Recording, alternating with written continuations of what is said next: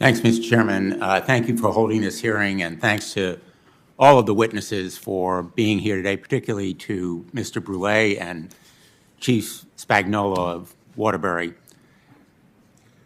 America awoke today to another nightmare, stunning, shocking, savage, but unsurprising.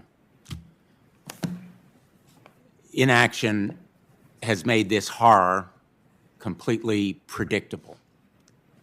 Inaction by this Congress makes us complicit.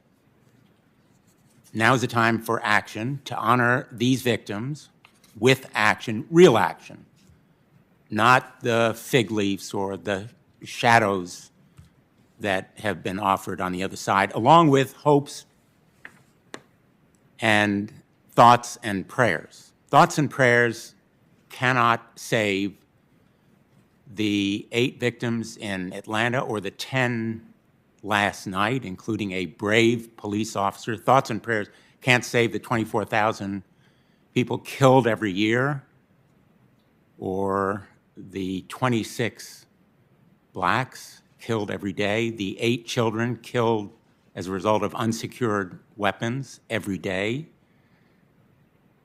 Thoughts and prayers are not enough.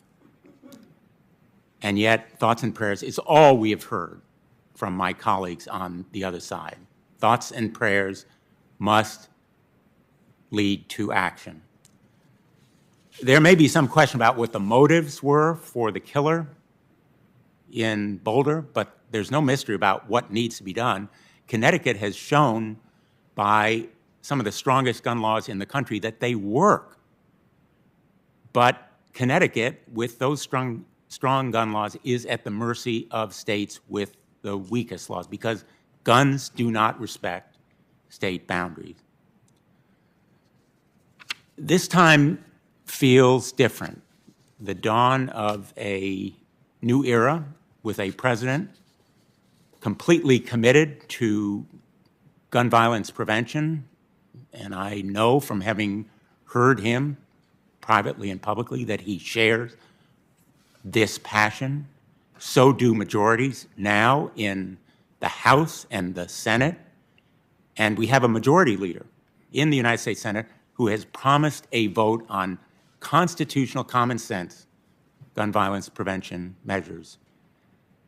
Our opponents are on their heels, the NRA declaring financial and really moral bankruptcy, and we have, maybe most important, a powerful grassroots movement that has produced results at the polls, wins for members of Congress.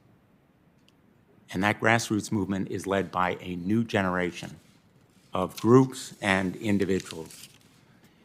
In the midst of the most serious disease outbreak in our lifetime, gun violence is an epidemic in its own right.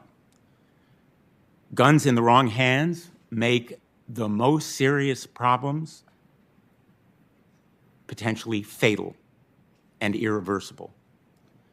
The hate-motivated shootings that tore through Atlanta last week are just the latest example. They won't be the last. Without access to a weapon, the Atlanta shooter is just a racist and a misogynist. But armed with a firearm, purchased that very day, he is a monster, a mass murderer. A disturbed man going into a grocery store yesterday, armed with a weapon of war, can kill with the brutal efficiency and speed meant for combat. A domestic abuser exploiting intimate relationship in violent and horrific ways. When a gun is involved, death becomes 5 times more likely. And a person with suicidal thoughts who doesn't have access to a firearm can seek help. But with a gun, that life can be over in an instant. We need to end this epidemic with a comprehensive nationwide approach.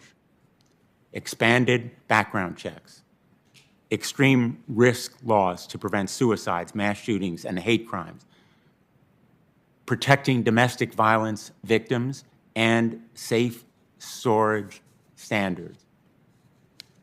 These kinds of measures are within our reach. When I asked a mom after Sandy Hook, literally a ceremony for her child, whether she would talk to me when she was ready about action we could take together, she said through her tears, "I'm ready now." America is ready now. Congress must act. Congress must be ready now. Thank you, Mr. Chairman.